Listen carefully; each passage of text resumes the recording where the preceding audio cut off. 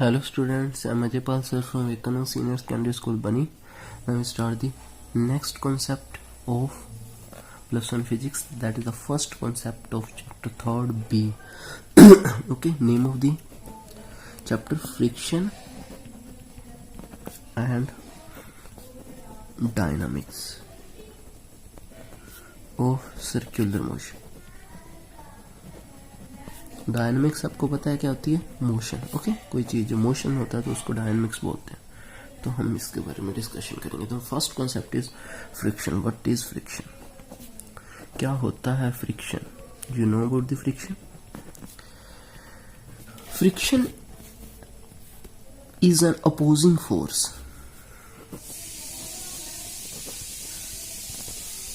Is an opposing force that comes into play when one body actually move. Okay, or even tries to move over another body, over the surface of another body.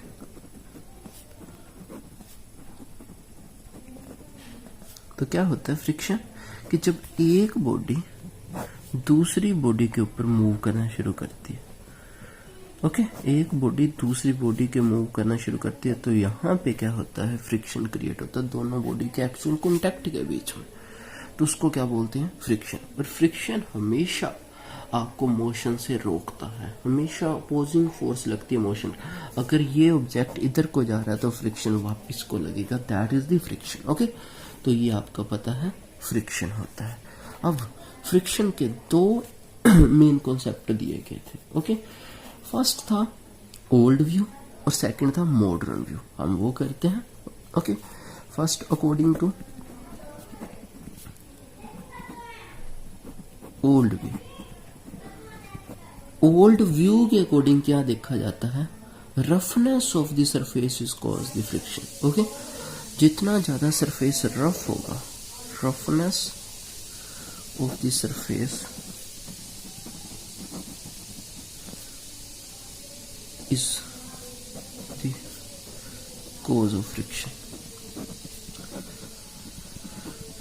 Okay, तो that is the friction. इसके अंदर basically क्या concept लिया गया? मान लो ये एक surface है, ये उसका दूसरा से ऊपर वाला सरफेस.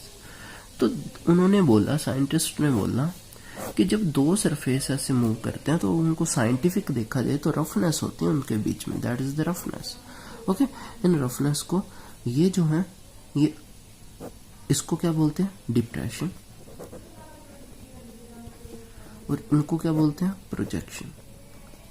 उन्होंने बोला डिप्रेशन और प्रोजेक्शन एक दूसरे के बीच में फंस जाते हैं जिससे फ्रिक्शन होती है. ये ओल्ड व्यू था.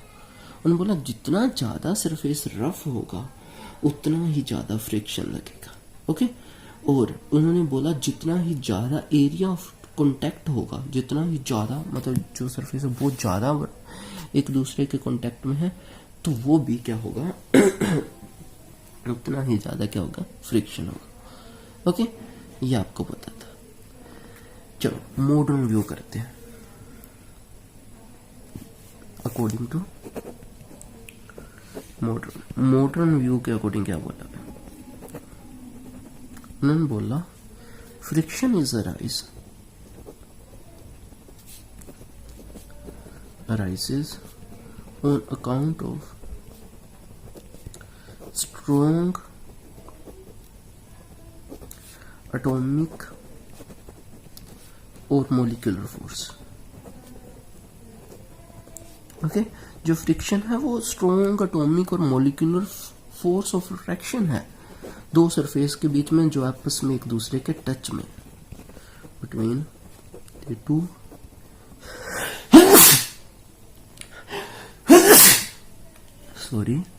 two surface at the points of actual contact.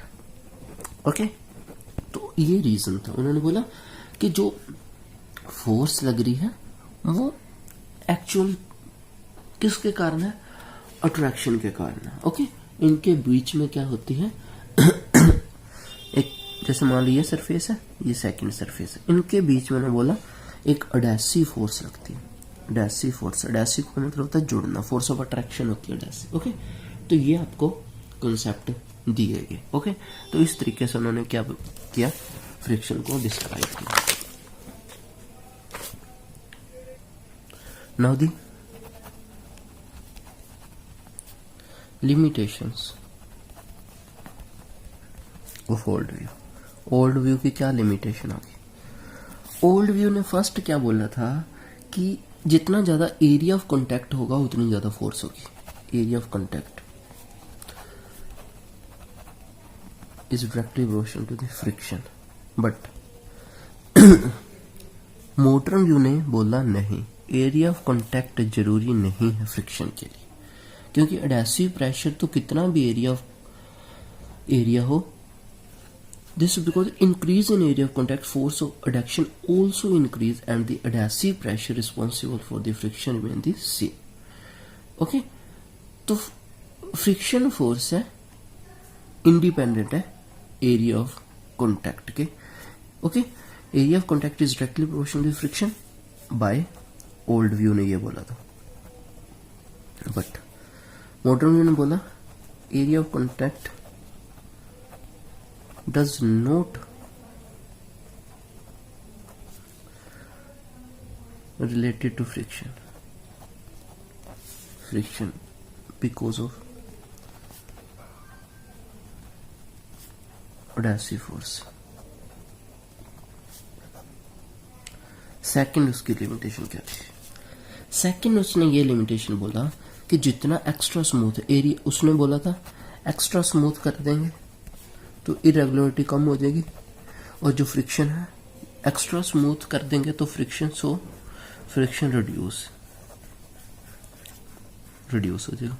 But modern view ने ये बोला कि एक्स्ट्रा स्मूथ करने से एडहेसिव फोर्स बढ़ जाएगी, एडहेसिव फोर्स इंक्रीज हो जाएगी। ओके, और उस एडहेसिव फोर्स के इंक्रीज होने से क्या होगा, फ्रिक्शन ज्यादा लगेगा। ओके, जो फ्रिक्शन है उन्होंने बोला है वो दो टाइप के हो सकते हैं, फ्रिक्शन टू टाइप के हो सकते हैं, टाइप्स ऑफ फ्रिक्शन मेन है ये। ओके, क्लासीफाई है, एक्चुअल इसके टाइप्स नहीं है, बस एज इट। फर्स्ट हो सकता है एक्सटर्नल फ्रिक्शन। ओके, ये क्या करता है, दो बॉडी के बीच में लगता है, टू बॉडीज बिटवीन। ओके, और internal friction two layer of the liquid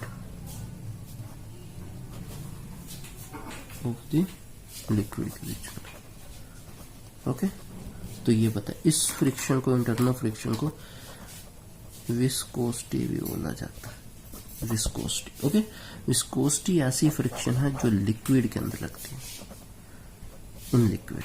okay, friction in liquid, अगर लिक्विड के अंदर फ्रिक्शन लग रहा है तो उसको क्या बोलेंगे, विस्कोसिटी बोलेंगे। अब नेक्स्ट हम कल जो डिस्कशन करेंगे वो मैं आज आपको बताता हूं। कल हमने डिस्कशन करना है यहां पे मैं लिख लूं एक्सटर्नल फ्रिक्शन के 3 types of external friction. External friction के 3 टाइप हम डिस्कस करेंगे। फर्स्ट जो टाइप होता है that is the static friction. Second type हम करेंगे लिमिटिंग फ्रिक्शन। थर्ड टाइप हम डिस्कशन करेंगे काइनेटिक फ्रिक्शन। ओके, ये तीनों फ्रिक्शन हम कल डिस्कशन करेंगे। तो आपने क्या करना है, आज जितना आपको करवाया वो अच्छे से आपने रिवाइज करना है। ओके, और आपके अगर साथ साथ आप नोट्स प्रिपेयर करते रहोगे तो आपका ही फायदा होगा। ओके, तो नोट्स आपने जरूर बनाने हैं। जितना भी आपको कॉन्सेप्ट करवाया जाता है उसके रिवीजन के लिए ये नोट्स बहुत ज़्यादा जरूरी है। आप एक क्विक रिवीजन कर सकते हो। जितनी ज़्यादा आप हैंड रिटन नोट्स बनाओगे आप चैप्टर की रिवीजन बहुत जल्दी कर सकते हो। तो I hope you will understand this all these things. Take care, stay home, stay safe, bye.